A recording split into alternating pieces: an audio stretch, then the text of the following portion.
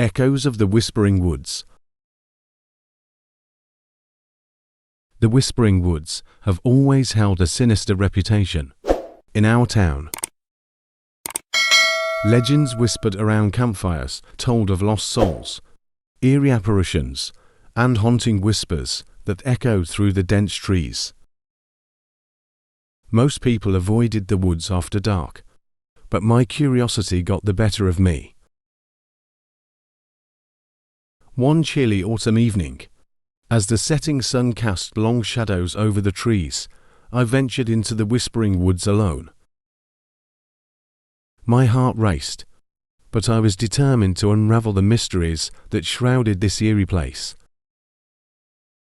The woods were cloaked in an eerie silence that seemed to amplify the rustling leaves beneath my feet.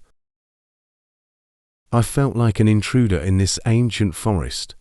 As the moon rose, I heard the first whispers, soft and barely audible, like a secret carried by the wind. I strained to make out the words but couldn't. My flashlight flickered, casting strange, dancing shadows among the trees. Panic gnawed at the edges of my courage, but I couldn't turn back now. The whispers grew louder, more insistent, and somehow closer. It was as if the very trees were speaking to me. I stumbled upon an old, decrepit cabin hidden deep within the woods. Its windows were shattered, and its door creaked open, inviting me inside. Against my better judgment, I entered. The interior was shrouded in darkness, and I could barely make out the dilapidated furniture. And then, a chilling whisper directly behind me sent shivers down my spine. "Leave," it hissed, breath hot against my ear.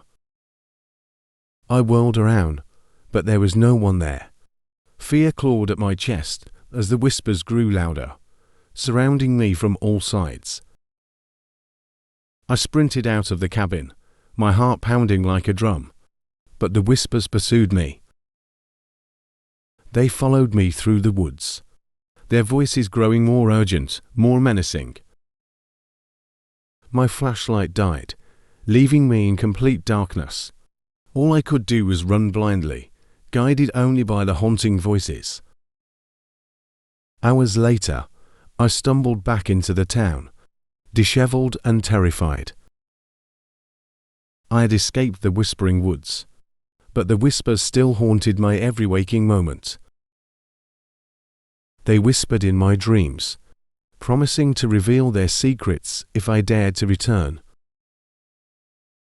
I haven't ventured back into the Whispering Woods since that fateful night, but their eerie whispers continue to haunt me.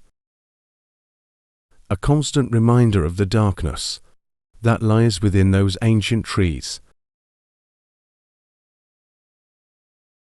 The Vanishing Children of the Whispering Woods. The Whispering Woods had always been a place of dread in our town. Parents warned their children not to go near it, for fear of the sinister secrets that lay hidden among the ancient trees. But the disappearance of 3 children would lead me into the heart of those cursed woods. It was a gloomy afternoon when I received the news that my younger sister, Emily, and her 2 friends had gone missing. Panic gripped me as I realized they had been playing near the Whispering Woods.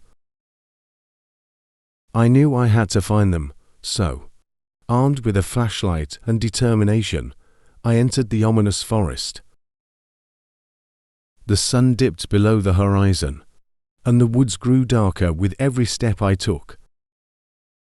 It wasn't long before I heard the soft, eerie whispers that gave the woods their name.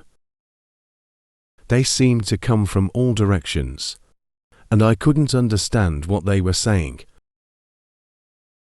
As I delved deeper, the woods became an intricate labyrinth of twisted trees and gnarled branches. The whispers grew louder, more distinct, but still incomprehensible.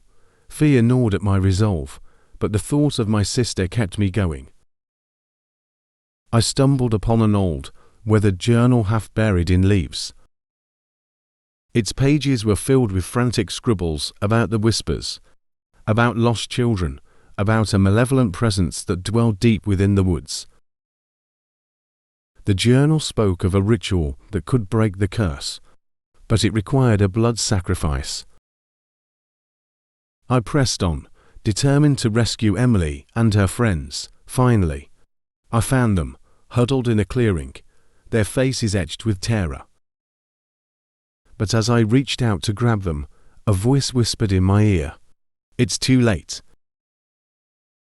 I turned, and a ghastly figure materialized from the darkness. Its eyes were hollow voids, and its voice echoed with a chilling, otherworldly resonance. "You cannot save them," it hissed. "They are mine now."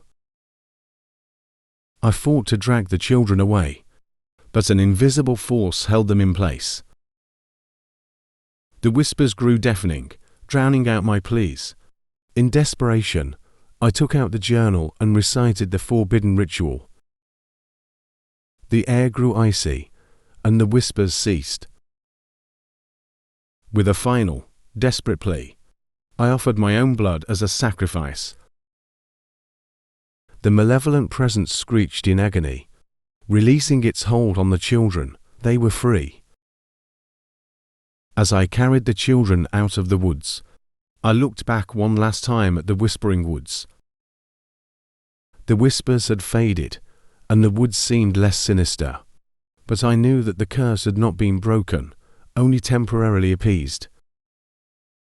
I had saved my sister and her friends, but the darkness of the whispering woods still loomed, waiting for its next victim.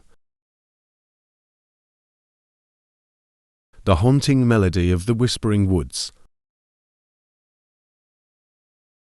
The whispering woods had long been a source of fascination for me. Its dark reputation only served to pique my curiosity.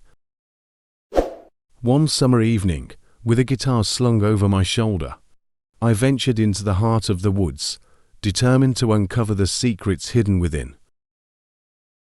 As the sun dipped below the horizon, I strummed a few chords, the gentle notes filling the forest with a haunting melody.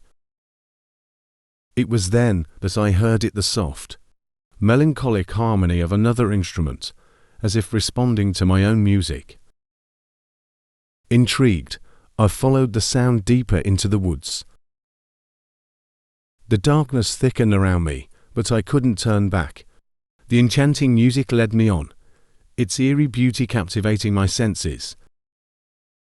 The whispers began, gentle at first, like the rustling leaves. But as I continued, they grew more pronounced, more insistent. I stumbled upon a clearing bathed in the pale light of the moon. In its center stood an old, gnarled tree.